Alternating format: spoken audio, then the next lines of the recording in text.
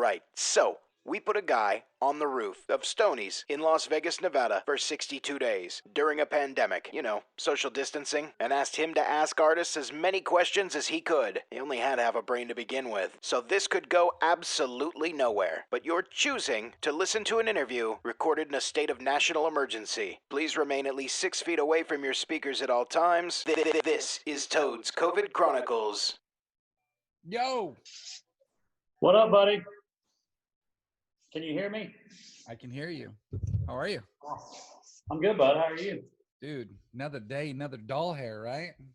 I love it, man. Good to see you, buddy. Good seeing you too. What's been going on? What's the Drew Baldridge life during a pandemic like? Well, man, it's been pretty crazy because right before on March 16th I got engaged. So yes, you did. Yes, you that did. was that was wild. Just got engaged and put a little song out about it. And before you? Yep, before you. That's right. And my dog's gonna go crazy. He's being all kinds of hyper right now. But I put this song out before you, just about what my life was like before Katie, and right. How she kind of made me a better man. And man, it's been crazy because so when I did, here's my dog. Nice. Before I did, when I put this song out, we were supposed to go to Paris and get proposed. I was supposed to propose in Paris. Right. And so we had it for months planned out. We were going to, her brother was in Germany. And so we were going to go to Germany and ride over the train like 2 hours. Right. And, I had it all planned. Had a photographer in Paris. I had, in front of the Eiffel Tower. Well, then I had this song before you that I wrote with my buddies Low Cash, and wrote it with them. And in the bridge, I decided I'm going to go write a bridge. I'm going to write a bridge to the song, and it's going to say, "I never thought I'd fly to Paris to get down on one knee." Right. And so I did it, and I recorded it. It was 2 days before we were leaving. I finally had it all done. I was doing this all behind Katie's back. She had no idea. Right. And so then there we are eating dinner out, and we start looking at our phones. Our phones start blowing up, and it says, all travel to Europe is canceled. And I was like, oh. I got to go re-record. Yeah, I'm like, I got to somehow re-record without letting Katie know. Right. And so she decided she wanted to go to Aruba. She's like, I don't know why you're so stressed about it. You're being so weird about all this. I don't know why you're being so mad. And I was like, you don't understand, Right. It's just what I wanted to say. But it ended up, I went in, got in, and changed it to an island. I never thought I'd fly to an island before, before she knew anything about it. And we went down there. It ended up being great. We met some people on the beach and ended up helping us record the moment. Right. And, that's awesome. So it was cool, man. Yeah, it's been really cool. So at Austin's wedding, were you already in the mix of what was happening? I was, yes. I knew I was going to do it. I just didn't know how I was going to do it, Right. And so we kind of talked about going to see Germany. I was like, this is perfect. Yeah. We can go to Paris. We can make it happen, all of that. So it ended up, we didn't do Paris, but it went to Aruba. And that was actually the first place we ever went on vacation together. So it had some special, cool. special memories to it anyway. So it ended up being awesome. And we never thought that we'd come home and be quarantined together for 40 days straight. Congratulations. I'll go ahead and start with that. I'm not saying that there's a little pressure on my house now because, Oh, yeah. Sorry, man. Dude, no, it's all good, dude. I'm just teasing you. It's kind of funny, but she wanted me to let you guys know to say congratulations as well. She's just got back from a run. She runs every single morning. That's her get out of the house thing. Well, tell her I said hello. Yeah, well, I will do that. Have you guys left at all? Or are you guys just staying home? What are you guys doing? So I'm just kind of doing. She actually is still going in a lot. Like she went in today. She sees all emergency patients for dental stuff. So it seems about like every day, or at least every other day, they have some sort of an emergency here. Like she has to go in and help somebody, with whatever it be with their teeth. I don't know teeth lingo, but whatever's going on, they're in pain. She needs to go in and help them, so she does. And So she's not an essential worker, but she's still in there, you Sure. know, every day doing it. But Nashville actually opens up tomorrow. So I saw Monday that John Rich was opening his bar back up on Broadway. oh, you're cutting out on. I said on Monday, I heard that John Rich was opening his bar on Broadway again. Yeah, I mean, it wouldn't surprise me. I know a lot of things are starting to open up even more. You can feel it right now. You can feel like I just went out and had to go run some errands and send some. I hand wrote some lyrics for some fans, so I went to the post office and sent them out. Awesome. Yeah, and so on the way, there's just more cars out now. It feels Dude, like getting back to more life. I went to I go to Starbucks every morning because that's kind of like I work from home the majority of the time, so that's my get out of the house, get started every morning. So I still continue to do that, go through the drive-through, get my drink. But when I turned onto the main road, the last 3 weeks, it's been like 5 or 6 cars. This morning, I was on the phone with Chris from Stoney's, and I was like, dude, there is a lot of traffic, but nothing here's open. They just extended us. Actually, our governor told the nation before he told our state what he was going to do. So real winner. But today he's supposed to go online and tell us that he's gonna keep us till the 15th at least. And then they're saying that bars and casinos won't open till phase 3 or phase 4, and we haven't even hit phase 1 yet. What does even phases mean? What's that even? I think they're starting with like a phase 1 where they're gonna. I think today he's going to announce that he's going to allow parks to open back up again and just tell people to do the social distancing because dude, they shut down everything here. I mean, you've been on the Strip before, and obviously you've been on Broadway before, but I'm assuming you saw what Broadway was like, either physically or online, people driving down. But dude, the Strip is dead. Like you can ride a bicycle or a skateboard down there and no issues. Like it's nuts. That's weird. So they're saying phase 1 is going to be like the minor things, like, parks and all that kind of stuff. And then phase 2, I'm sure they're going to go into like maybe, I would assume like places to get your nails done and your hair done and all that kind of stuff in small. And then they're saying phase 3 or phase 4 is when they're going to hit the casinos and the bars and start letting those things open again. But I don't know. We'll see. Wow. Well, man, I know I'm from Illinois. And so they're all closed down already. They said till May 30th. They don't even give them they're shut down until my parents and my brother and everybody up there. I mean, not much of their life has changed. My brothers, we all have a farm up there, so it's kind of everybody's already isolated. So right, yeah, they kind of just out in the country doing their thing, and isolating like my mom, my dad, and my brother and his couple kids. They're all kind of isolating together and just, not much has changed up there. Have you guys been binge watching some TV shows? Yeah, man, we're in the middle of a show called Money Heist right now. Dude, same. No way. So shut up.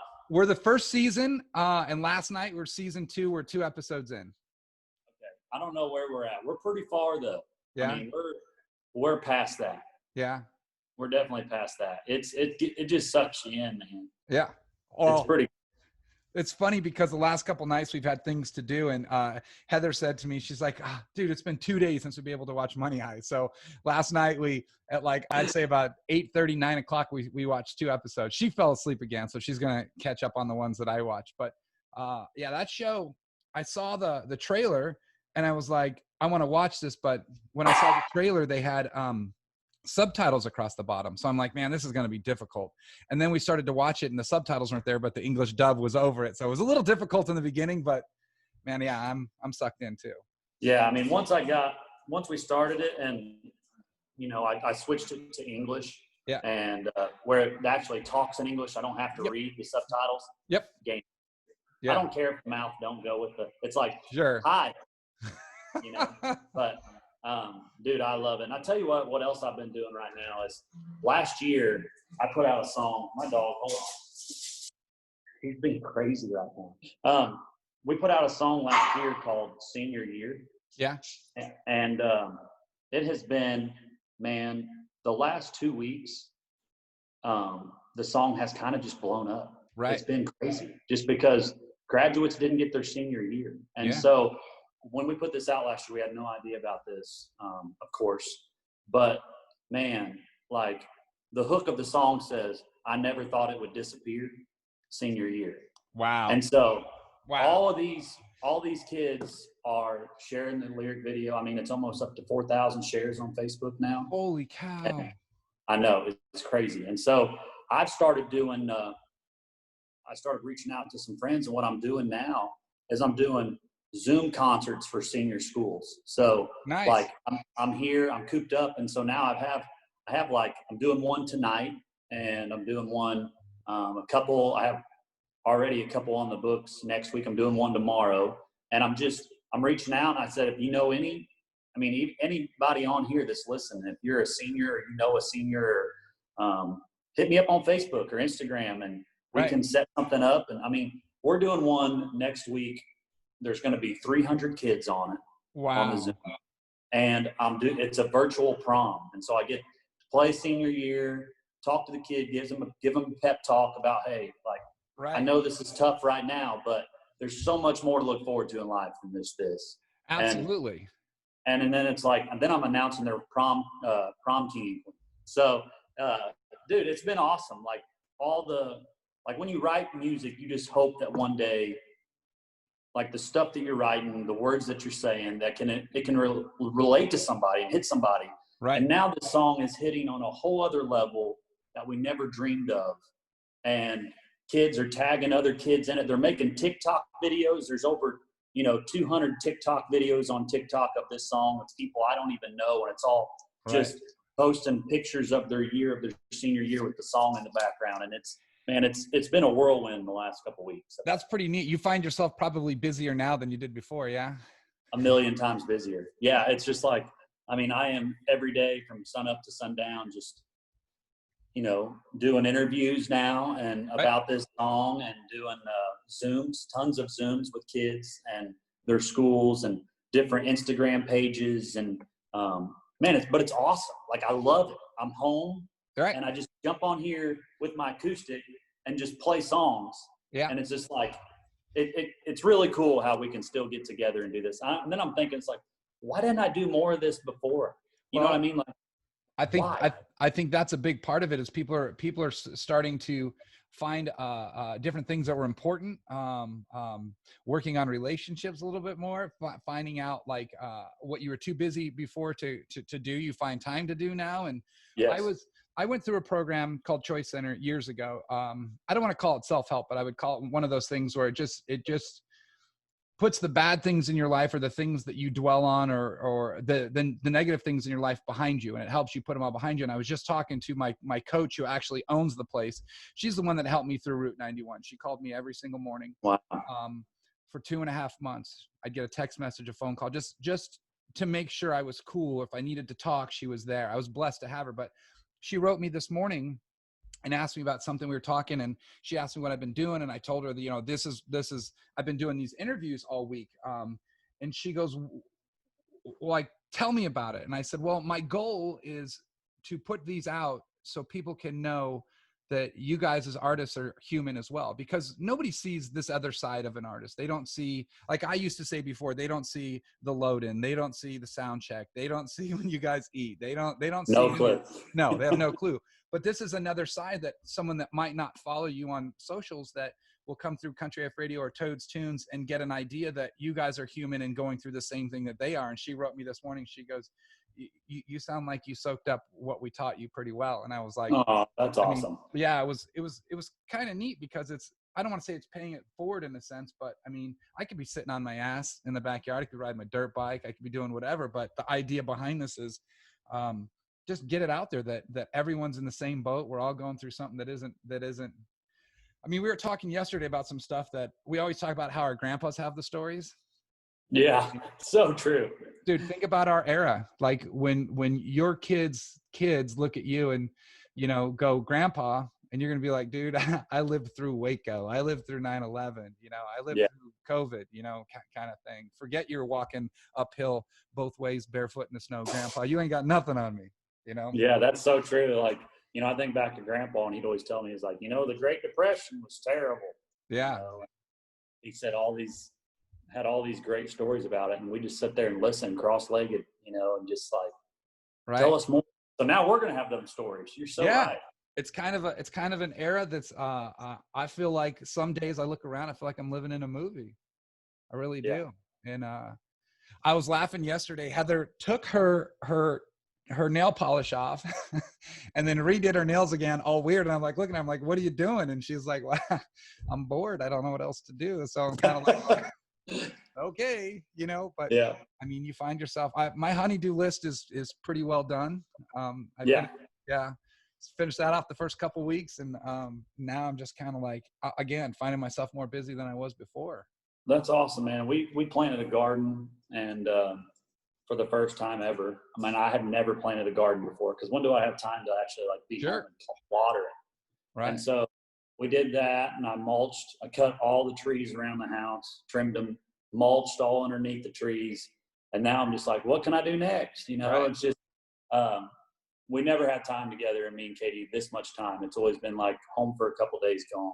And Right. so to be here with her has been great, because it's almost like showing that this relationship is really what it's supposed to be. Right. It's not just like, okay, I'm here and I got to go like tomorrow, and can you wash these clothes? And, you know, I'll make sure that this is fixed, you know, and it's just like, it's more of, hey, we're just together and we're loving it, you know, and we've never got this before.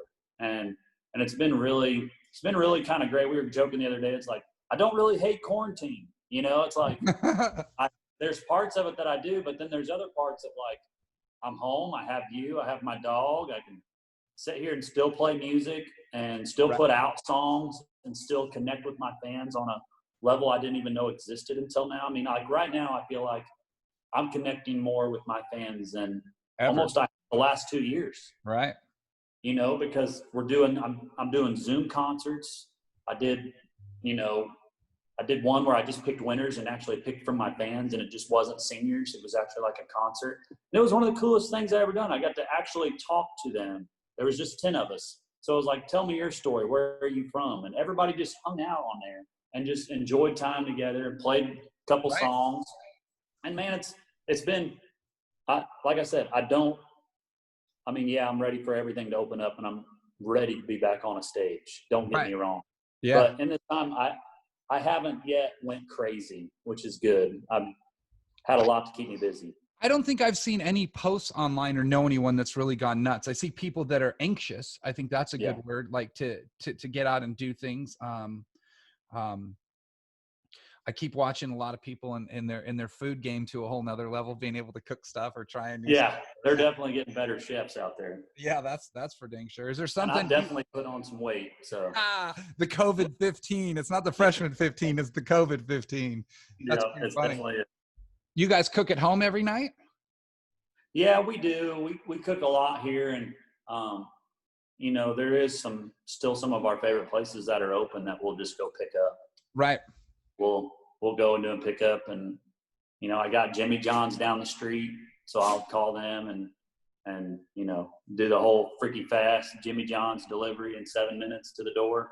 And so it's, man, not much like eating wise has changed. Katie's cooked some things that she's never cooked before to try it out, right? Which is kind of fun, you know. And we're lucky that we can have our groceries delivered here still, and so we just look at what we're going to make, and then we order the groceries and sit here and cook it. And so smart. It's been nice. It's been really nice, and being engaged and just having the dog and doing all these senior interviews. It's keeping me busy. It's funny. We got a puppy. She was born July 31st. She's now, my birthday's the 29th. There you go. Dude, what's up? You know, I don't drink, and my dog's name is Whiskey. Go figure. I can't tell you when we announced that how many people text me and they're like, dude, leave it to you to name your dog after something you don't even drink. And I was That's like, hilarious. But being home, like I said, I'm home all the time, but Heather being home a lot now, obviously all the time, she's getting more love, and I'm like worried what's going to happen when it all opens back up, because this dog's going to be like, where the hell did everybody go? You know, like, what's up? But that's where my dog is right now. So that's why he's like, even me being if Katie's not here, if Katie's here, she can sit here with the dog and like do the thing, you know, but Katie's not here. He's just like all wanting my attention constantly. Just like sitting here, just like, hang out with me. And I'm like, dude, lay down, you know. Yeah, please lay down. Please lay down. You're driving me insane. He just turned a year in March. Oh, And right. so he's still kind of a puppy, you know, just figuring life out. And so you never know what he's going to do. If he's just going to like bark. So I'm sure you heard some barks already. I did. It's all good. Calm him down. Sorry. I mean, I think the funness of this is I'm going to separate these on toadstunes.com as like I did season 1. I've done season 2 now. I probably got like a total just of the regular interviews of about 90 artists, which is pretty rad. Oh, that's awesome. Yeah, it's been going cool, but it's all good. Now to be able to turn this into a whole nother section and calling it the COVID Chronicles, I think it's kind of funny, but funny. And I haven't had anything negative. Everyone's been super positive about it, and their goals to get back out on the road again. And are you? So they open the doors. Are you wanting to go on the road? Are you wanting to record some stuff? Like, what's the first thing after this is over that Drew's going to do? Man, we have. As soon as this is over, we do have some shows booked in July right now. Right. And they messaged me today to do some announcements and stuff. I don't know if those are going to happen. You know, like I really don't think they will. I don't, especially festivals, you know, gatherings over, 5,000 people. I don't think they're going to end up happening. And so I don't know when we'll be able to play shows again. I know probably this senior year is taking on a life of its own. So we're going to go down that path for a while here, but I like it. I want to be prepared, and I'm probably going to record some more stuff here directly. I would say we'd be back in the studio probably in the next couple months. You know, if we don't get a new record deal, and that's what we're working on right now, because the record deal I was on, that company closed down, and we're in the middle of trying to sign a new deal. We're trying to figure it out. And we were getting, you know, somewhere before this happened, and now all labels just kind of went quiet, you know, trying to, so right now we're trying to figure out our next step with label stuff. But I put Before You out all by myself, and just friends that want to play it can. And, you know, it's been out a month, and we have already over 300,000 streams, and we're rocking and doing our own thing, which I don't hate. I kind of love it because there's no opinion. I got, you know, working on videos and stuff all by myself. And so the next song, I know what I want to put out. I just got to, you know, once this quarantine's lifted, I can actually go into a studio and sing it. Yeah. Because right now that's the problem, is I've been writing over Zoom a lot and trying to create tracks and stuff, but they're just the tracks aren't as good when I'm not there. I'm trying to sing on junk mics here at my house, and they just don't sound as good. And writing's a little weird. Like on Zoom, we've been doing writes, and whatever I'm saying is latency for you. It comes a second later. So I'm sitting here playing a guitar, and he's trying to sing with my guitar. It's not working. Right. Yeah. It's off. So there's no more of the guy in the room sitting over next to you playing something, and you come up with a cool melody. I got to figure out a melody and then send it to you and be like, hit my mute button, play for a second, be like, guys, what do you think of this? Yeah. Play it. So it's just a different dynamic. There's a disconnect. There's a little bit of a disconnect. Yeah. There is. And I think it's definitely going to make us better songwriters, though, to be like, because a lot of this, you're kind of by yourself still. You know, you have other ideas bouncing off of you, but it's harder for me. I haven't met anybody that's been like, I love Zoom rides. You know, it's just like, hey, some are better than others, and nobody's absolutely loving it, I don't think. But still getting good songs. But the tracks thing's what's hard for me. I don't have a rig here at my house right now to be able to sing my vocals on and make them sound real good and stuff. You got to get that. I mean, just think if you did, man, you'd be putting out like EP after EP after EP. It'd be crazy. What's the next single? I don't know yet, man. We have our fans love this song called "It's Your Loss." Yep. And I've been talking about recording it for a year, I feel like, and fans have been waiting on it, and I haven't done it. So I think I'm gonna do it. You know, I might just have a buddy make a track for it and put it out for everybody to hear it. Because I mean, we put this song out. We had 30,000 fans on Facebook when I put this song out, and after I did it, we're talking, it grew up to 80 or 90,000 fans. Wow. From people sharing that video. Awesome. And so everybody still to this day, I put that video up over a year ago, and people are like, still waiting on it, your loss, you know? And so I was in the middle of a deal, and the deal I was on, we had a single at radio. They weren't looking to put out any music, and it just becomes more difficult. And not that it's wrong, there's just a lot more moving parts. And if you're by yourself, you can kind of figure out ways to navigate that and put it out. And I'm going to tell you that I talk to a lot of artists just like you do. And that's a familiar thing. It happens a lot that way. And I mean, I was just saying yesterday, I made the statement that one of the goals for Country AF Radio is to, when stuff comes out in Country Air Check and you get the little ad on the side and it shows Drew Baldridge before you played on this station, that at the very bottom of it or somewhere in it, Country AF Radio is included, because we're doing 40,000 listeners a month consistently now. that's all. I mean, for what we're doing, I mean, people listen, people care, new music. And that's what they're doing. And that's one of our goals. We played before you, and I can tell you that the thumbs up on that single are strong, and I can track. I have friends. Oh, I know. Yeah, I have friends that work in radio and sales, and I've gotten the phone call quite a few times of you know, how's Country AF Radio doing? I'm like, dude, we've literally 2.2 times higher listenership than we had before, and it's consistent every day, and it keeps growing and growing and growing, which is cool. And they want us to put Country AF Radio on radio.com or iHeartRadio, and I'm just like, man, I'm cool like right now, because I don't want to put commercials on it. I don't want to force people to do that. And I know that the internet side is going up, but we want to be able to compete on that level and become, you know, hey, do we go to the terrestrial station, or do we go to Country AF Radio when we go to Vegas? Like, where do we play? That's our goal, is we want to be a game player, you know, and you know, have some skin in the game and have people look at us that way. And we're starting to do it, which is neat. And, artists know the relationship at Stoney's, and you know, our marketing is different than any other venue. I mean, the stuff that we do, and I think that's our goal, is just to be able to sit back and you have a single and you're an independent, and you know that we're out there to support what you're doing, and it matters. I mean, I think that's the point for us that is really, really cool, and like that I enjoy in it. I like to know that you're putting your singles out there on your own and people care about it. I think that's rad. I mean, yeah, man, I appreciate that, dude. And I appreciate you guys supporting my music, because it's just like, hey, you know, we created this fan base, and we're excited to give the fans as much music as we can. That's what we want to do as artists. If we like a song, we want to be able to put it out. Right. And not that it's wrong to wait at all. You know, you want it to be right. You want to have a plan. You don't want to just throw something out to throw it out. It has to be done right.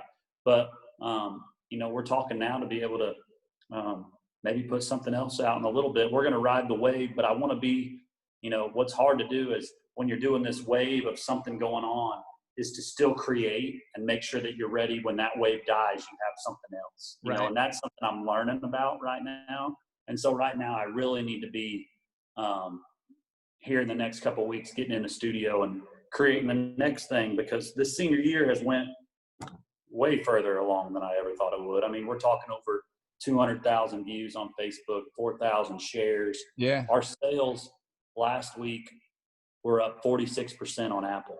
And so it was just like, wow, you know, it was super crazy. And so we hope it turns into something even bigger than what we ever dreamed of, but we just got to be prepared for what's next after that. And so trying to just do that.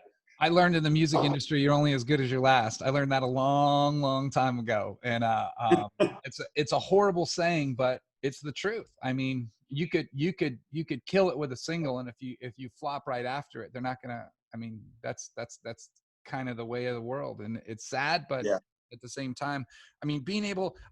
There's another artist out there that was on a label.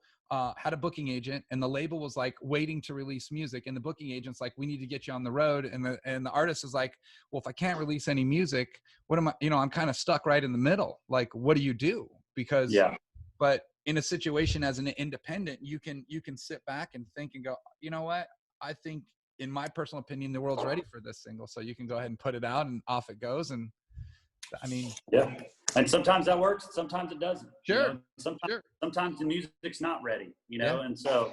But that's your call. That's my call. Yeah.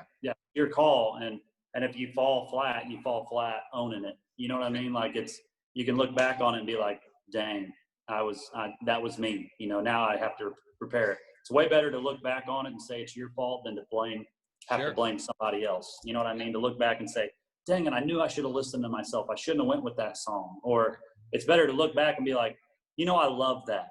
I'm proud of that. That song was the best that I could do. Yeah. You know, it's way better to look back at that instead of I have songs that I look back on, be like, I don't love it.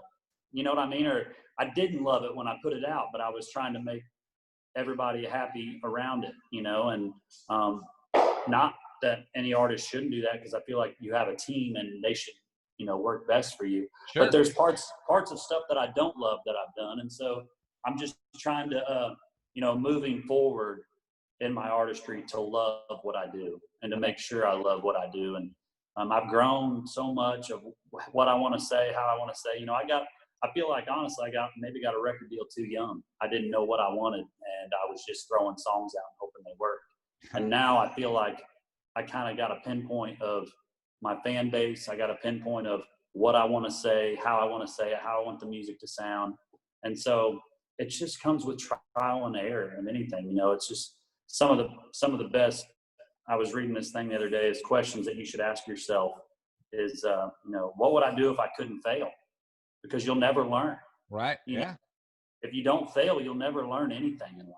Yep. And so it's like you have to have those failures to grow as a person, and to grow as an artist, you have to have some failures. You're on stage, you try something, it doesn't work. Well, guess what? You're not going to do that again. You know, it's like, if you can't learn from yourself, I mean, there's no growth in that. There's no growth in that. There's no growth in that. It's like when you're a kid, you touch a stove and it's hot, and you say, well, I'm never going to do that again. You know, that was stupid. Right. So along this path of music, I think everybody's got to go down that a little bit. And I feel like all artists do. And they throw something out and be like, well, that didn't work. That wasn't right. Shouldn't have done that. You know, I'm going to learn from that. I won't do that again. And so it's part of life. You look at, I was talking about this earlier in the week that, like in 2013 or something like that, Luke Combs tweeted, why isn't anybody giving me a chance? Or something like that. And dude, look where that guy's at today, you know, just living and learning and hustling and believing in himself and getting pushed. I remember when we were writing, I just had Dance With You come out, and this was probably 2015, 2016. And he was like, man, I don't understand. I can't get any labels to look at me. Me and him were sitting there talking about it. We were writing some other song. I was like, I don't know, bud. Like, I love what you're doing. Keep doing it. You have fans, you know. And he was telling me at that time, he was like, man, I'm lucky I have my EP, you know, it's paying for everything. He was telling me numbers that he was making off his EP by himself. And I was just like, really? Like, is that really true? And he was like, yeah, man, I don't have the fans are literally paying for my life right now. This is all. And I was like, dude, that's awesome, you know? And so you just got to believe in what you're doing, and you got to be your own champion for it and be proud of it and wave your own flag sometimes, you know? Agreed. You feel like playing a song? Yeah, dude, I got my guitar right here. So you're going to do Seniors, you're going to do Your Loss, you're going to do Before You. Which one you want to do? I can do Senior Year. Let's do it.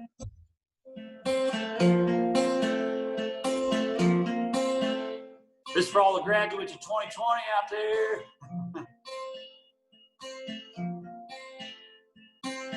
I remember that first day, feeling like a king, sitting out in my truck, freshmen wishing they were me. Old Chesney singing about them boys fall. Yeah, this is our year, we're gonna win it all. It was skipping class, it was wasting gas, songs, taking cash from mowing grass that hot last summer. We were living fast on top of the world, trying to find a guy old enough to buy a little cheap wine for your girl. Game days, we were jerseys in the hall. Yeah, barely 18, but a bunch of know-it-all. Oh, you blink an eye and then you're there. Oh, on a gym floor in folding chairs. Yeah. Throwing caps up in the air. Double tough boys shedding tears. Never thought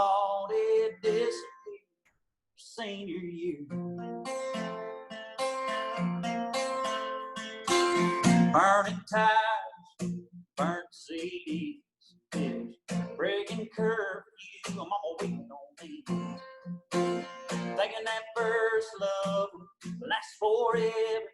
My old leather jacket on, it never looked better than it did on her shoulders. But now that we're older, wonder where she is now. Or she ever thinks about living fast on top of the world, trying to find a guy woken up by a little genuine boy girl.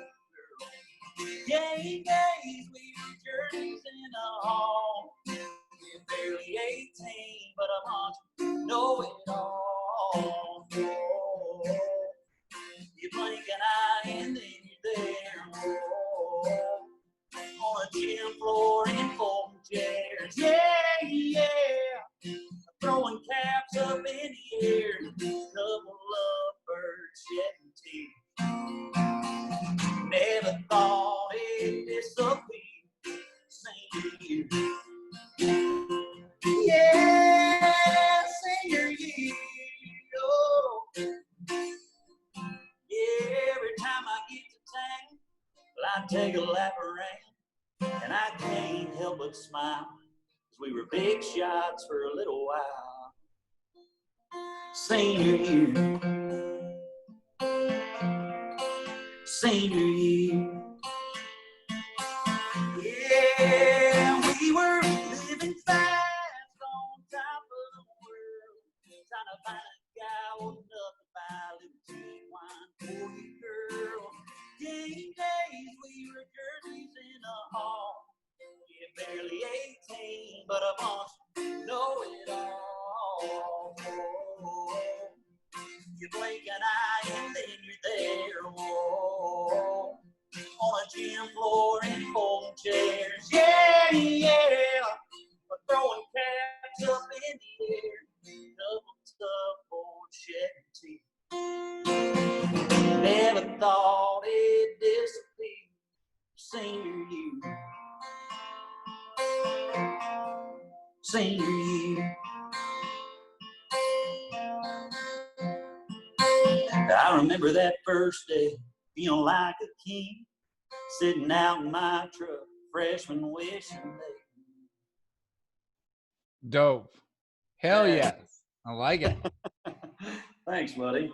You're never going to get sick of playing that one this time, right? No, man. It brings a whole different meaning now. When I play it, I just feel it all over. You know, Yeah. It's like as soon as I get to that bridge, every time I get to town, I take a lap around. I can't help but smile because we were big shots for a little while. You know, it's just like when I get there, I'm like, man, who would have thought that a year ago I would have wrote that and it had such a different meaning now? You know what I mean? Totally Like, different. I feel like songs, you write songs and you never know what the moment's going to hit, you know? Yeah. And I mean, like Total Eclipse of the Heart, for example, Eclipse last year, #1 on iTunes. And it's just like, you never know what's going to happen in the world and why God put that on your heart to write that day. And he put that on our hearts to write for these kids right now. I really believe that. Absolutely. You know what? My best friend in high school, her daughter, they live in Montana, and her daughter graduated this year. And like they've got they've got a Facebook page, a little group that you just go in and write about her, sort of thing. You know, her name is Meg, and she actually came out to send that song, man. Yeah, I'm going to send it to her. I'm going to send her this and just be like, you know, listen in, because I mean, you're one of those good dudes. She actually drove out with her family to our last tailgate we had for ACMs, and she was out, and got to experience what I do for a living, and got to hang out with her mom and me. Like literally, her mom was my best friend in high school, and oh, that's so cool. Yeah, it was kind of neat to see. And when I go to this Facebook group and I try and relate, you really can't. I mean, these kids put their 12 years in for school, and what they look forward to is the walk, and that's their freedom. I remember my son doing it, and that's why I just sit back and I'm like, man, I feel so bad for her, because you did your time, and where's your reward in that sense? But I mean, a song like that will actually, I think that brings people together even more. And oh, thanks, buddy. And that's what it brings a little light, and a lot of people had some people send me messages that were just like, I was so bummed in this song. I listen to this song every day now because it lets me relive of what senior year was, and I'm just, man, that's what you only hope to do as a songwriter, is to help put feelings to music and help people through situations in life. And I'm glad that we have that song for people to relate to it. Right. Yeah, me too. I'm glad you wrote it when you wrote it, and I'm glad that it I means know. something Great. today. And you know, I can tell you the first time I heard Before You, I knew, I don't even think I had to listen to the song. I knew exactly what it was before I even listened to it. And yeah, Thanks, man. just, I think, I mean, we've spent some time together here and there between our root stuff and then Austin's wedding and all that kind of stuff. Just really, it's been a road, and to watch your guys' story just kind of evolve right in front of us, like I did with Austin's story, because I had fun with Austin. One of the first shows he had ever played was Stoney's Rockin' Country. And I sent him a DM. I'm like, dude, I want you to come out and play. And he's like, dude, who the hell's this guy?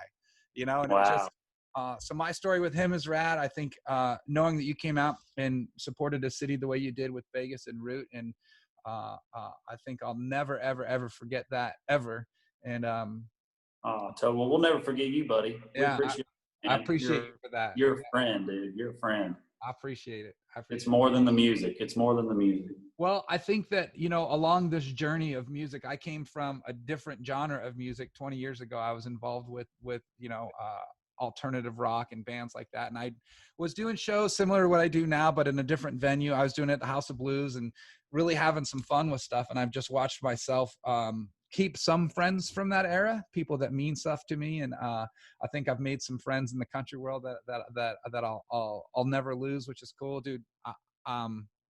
Like I said, you coming out for the Root thing that we did, you'll never understand what that meant to me personally. And Oh man, I appreciate it. No man, it was special to just be a part of it, you know, because we played that festival, and I know to come back and to be in the room with the people that night, yeah, is a feeling of, you know, that's something else I'll tell my grandkids. You know, that's one of those moments of like, I played that festival. We were there, you know, and then we went back to almost ground zero and played another show to support music and support those people. And man, it was a feeling, oh my gosh, I can't even explain it. You know, seeing people in the crowd with their shirts on, and you know, Vegas strong, and it was a special moment that you guys did there at Stoney's. Yeah, it was kind of you know, when we did that, there's a guy by the name of DG that has a nonprofit called Love Wins.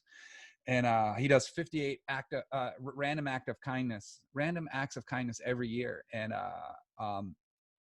the 58th one that he did for that year leading up to that was, he handed me this plaque and this kind of like, trophy's not the word, but like just a memorializing thing that I keep in my living room. It's right in front of my TV. I look at it every day. That just reminds me of what we all went through, how we all succeeded in a sense, the people that we lost, and how we carry on that tradition of just being what we all are as good people, you know. And I remember that. I remember the people that came through for that. And I can never say thank you enough in that sense. But, I mean, well, thanks, man. And thanks for having me on here today. I appreciate the time today as well. Yeah, buddy. Appreciate you. I can't wait to have you back out at Stoney's and run this full circle. And I'm going to watch your story of senior year a little bit closer now. And I'll share it in her little group. And I'm sure she'll get it to all her fans in Montana. And we'll get back to it. Who knows what'll happen? You know, just supporting the kids, and we'll see. So. And congrats again on the engagement. And I almost want to say, I hope we're not there, because if she catches that shit, I'm kicking your ass. That's hilarious. All right, brother. Have a great Thursday, and I'll see you soon. See you soon, buddy. Later. Later.